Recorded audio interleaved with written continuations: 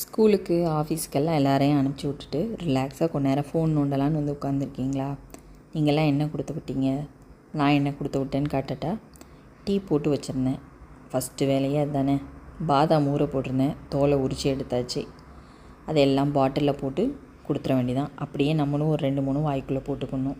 அதுக்கப்புறமா ராகியில் குழிப்பணியாரம், பாயாசம், ஆரஞ்சு. குழிப்பணியாரத்துக்கு மேலேயே இட்லி பொடியை போட்டிருக்கேன். பாயாசத்துக்குள்ளே ஒரு 2 குழிப்பணியாரத்தையும் போட்டு கொடுத்துருக்கேன்.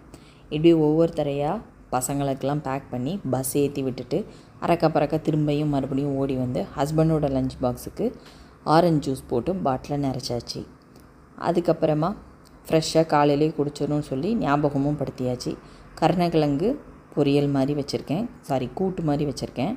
சேமியா பாயசத்தையும் கொஞ்சமாக ஊற்றிட்டு சோறு, தயிர் எல்லாம் வச்சு கொடுத்து பேக் பண்ணி எல்லாரையும் அனுப்பிச்சி விட்டாச்சு.